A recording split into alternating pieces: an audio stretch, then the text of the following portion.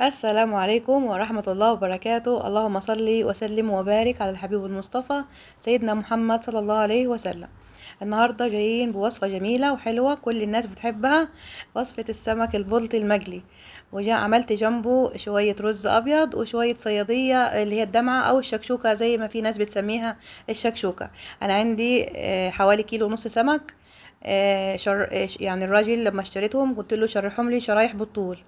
تمام، ونضفتهم كويس خالص، شطفتهم شطفة حلوة. و... وهاجي دلوقتي هعمل لهم الخلطة بتاعتهم وهنحشيهم. انا بوريكم السمك اهو بعد ما نضفناه وشطفناه شطفة حلوة. تمام، وبعد كده بعمل له ايه؟ التتبيلة بتاعته. تعال نشوف التتبيلة عبارة عن ايه. عبارة عن توم. انا كنت طبعا يعني عاملة كمية حلوة، طبعا سمك يعني ايه تكتر التوم طبعا. ملح وكمون. تمام يعني الوصفة سهلة جدا بالنسبة للتتبيلة، يعني تتبيلتنا ايه ما فيهاش اي تعقيدات، التتبيلة حلوة يعني. معلقة توم بودر، معلقة بصل بودر. تمام، وبنزل بعد كده بعصير ليمونة. عايزة تكتري الليمون كتري، بس انت ايه لو عندك كمية السمك اكتر من كده كتري الليمون طبعا على حسب يعني انت كمية التتبيلة اللي هتعمليها. انا التتبيلة بتاعتي ما كانتش كتيرة يعني عشان كده حطيت ليمونية واحدة بس. وبنزل بعد كده افرم ده كله في الكبة عندي، بفرمهم فرمة ناعمة طبعا. طبعا احنا نعيد تاني برضو عشان يعني ايه نشوف التتبيلة بتاعتنا ايه: توم وكمون وملح، بصل بودر، توم بودر. كل حاجة من دي معلقة صغيرة، وبعد كده عصرنا عليهم ليمونة. التتبيلة اسهل منها ما فيش، بس بيطلع معاكي طعم السمك جميل جدا بالتتبيلة الجميلة بتاعتنا دي. عايزه تضيفي حاجات تاني انت من عندك ضيفي، عايزه تضيفي توابل تاني ضيفي براحتك، عايزه تحطي لهم شطه حطي براحتك. الحاجات دي يعني انت مطبخك وانت ملكه في مطبخك. عايزه تزودي حاجات تاني في التتبيله دي حطي، مثلا عايزه تحطي تطلعيه مشطشط حطي، بس ما تحطيش حاجات فيها سوائل في التتبيله بتاعت السمك، بالسمك بالذات، لان السمك لما بيتجلي بيكون فيه حاجات فيها سوائل. مثلا مره انا حطيت طماطم على فكره، لا ما طلعش معايا السمك ناشف وحلو كده، لا طلع معايا طري شويه. فما انا نصيحه يعني تحطوش الطماطم في التتبيله دي خالص. تمام، او لو عايزين تحطوا الطماطم حطوا الحته الخارجيه بتاعتها، ما تحطوش قلب الطماطمايه. تمام، وبنزل بمعلقه خل على التتبيله دي واغلبهم اغلبهم تقليبه حلوه كده يعني عشان الخل اللي حطيناه دلوقتي. وابدا بعد كده ان انا اتبل السمك بتاعي. وبعد ما اتبله بحطه بصوا يعني لا يقل عن ساعتين طبعا عشان السمك يبقى الملح بتاعه حلو، والتتبيله بتاعتي كده ايه السمك يشرب منيها كده، يشرب التتبيله الحلوه لا يقل عن ساعتين يا حبايبي.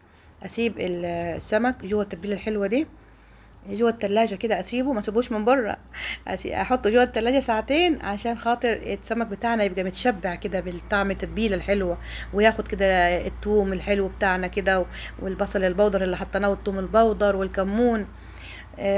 كده خلصنا الكميه كلها، تبلناها يعني كل السمك كميه السمك اللي عندنا تبلناها كلها، وهنحطه في التلاجة زي ما قلت لكم نسيبه فتره حلوه. انا خدت شويه تتبيله كده على جنب، هنشوف دلوقتي هنستخدمها في ايه.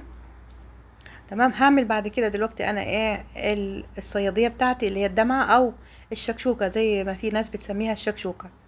عندي يعني حاجه بسيطه بصل مفروم وتوم اللي احنا خدناه الشويه اللي احنا حجزناهم، معلقه دقيق وشويه طماطم. بنزل بعد كده بالطاسه بتاعتي على النار او اي حاجه انت عندك حله، شويه زيت، وبعد كده احط عليهم البصل. نزلت بالبصل زي ما انتم شايفين، وبعد كده البصل يدبل، وبعد كده بنزل بالثوم اللي انا كنت مخليها بتاعه تتبيله. بحجز كده شويه ثوم زي معلقه كده صغيره، وبحط البصله زي ما قلت لكم تدبل كده، واروح حاطه الثوم بعد كده. الله على الريحه ما اقول لكمش طبعا، بصل وثوم يعني انتوا عارفين الريحه ايه دي، البصل والثوم معروفين لما يتحطوا على النار كده، وحاجه جميله ما شاء الله يعني. وبعد كده نزلت بمعلقه الدقيق بعد ما الحاجه اصفرت كده الدقيق، البصل والثوم اصفروا مع بعض، حطيت اهو زي اللون ده. بنزل بالدقيق بعد كده، واستنى بعد كده لغايه ما الدقيق كده يصفر برضو، واروح نازله بالطماطم بتاعتي. هي دي الصياديه بتاعتنا اللي بالدمعه او الشكشوكه. بس كده خلصت يعني. بس العيال بيحبوها جدا، انا عندي بيحطوها على الرز، هم بياكلوها بالعيش على حسب يعني. تحطي الملح بتاعك طبعا والكمون، تحطي الحاجة لو عايز تحطي توابل فيها حطي، يعني مش عايز تحطي توابل فيها حطي براحتك انت. وبعد كده بتسيبيها على النار لغايه ما يتسبكوا، لغايه ما ايه يعني يعني يستووا. انا دلوقتي جيت بعمل الرز الابيض. الرز الابيض اسهل منه مفيش، اسهل منه مفيش. جبت الحله وحطيت فيها شويه زيت، استنيت لما الزيت كده ايه سخن، ورحت نزلت بالرز بتاعي اللي انا غسلاه وسبته ينشف شويه كده، او يعني الميه بتاعته تتصفى. ونزلت بعد كده الخطوه دي مهمه، اثناء ما انا بشوح الرز بحط معلقه فلفل اسود.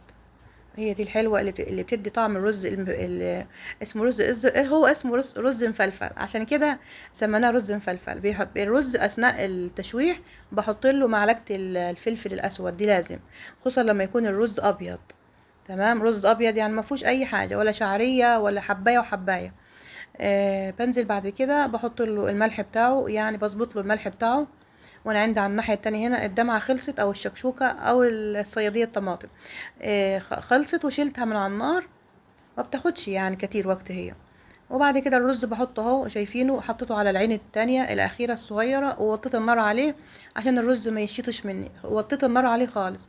اثناء ما الرز هنا بيستوي انا قمت قلت اجلي السمك عشان يبقى كله سخن، بقى ناكل الرز يبقى سخن والسمك طالع سخن وكده، ويبقى كله خلص معايا وجهزته في وقت واحد.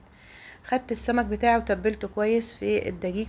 طبعا بعد ما الزيت بتاعي اتقدح، لازم اقدح الزيت كويس، اسخنه يعني خالص على النار. ما ينفعش يا حبايبي احط السمك ويبقى الزيت نص تسخين، لا السمك كده هيشرب زيت. تمام. وبحط السمكية عكس التانية كده عشان تكفي معايا. بس هو بياخدوا هنا شوية على الناحية دي كده لغاية ما يحمروا، وشوية على الناحية التانية. اقلبهم كده لغاية ما يتم السوا تمام. وبعد كده بعمل كل الكمية بنفس الطريقة، وبطلع السمك بتاعي. طبعا بكون مجهزة مناديل عشان خاطر الزيت اللي بيطلع من السمك يعني المناديل تشربه، لان السمك بيبقى مليان زيت طبعا وهو بيتعمل. وهذا الطبق بتاعنا، الأطباق بتاعتنا الجميلة. اللهم يا رب كده يحسن ما بين ايدينا جميعا يا رب. السمك الحلو، البلط المقلي الجميل بالتتبيلة الحلوة اللي عملناها، وشرايح الليمون كده، والرز الأبيض، والصلصة اللي عملناها اللي هي الشكشوكة أو الدمعة، زي ما احنا أو زي ما انتوا بتسموها على حسب ما بتسموها. وده كان الطبق بتاعنا أو الأطباق بتاعتنا، والوصفة السهلة. إن شاء الله يا رب تجربوها. وشكرا، والسلام عليكم ورحمة الله وبركاته.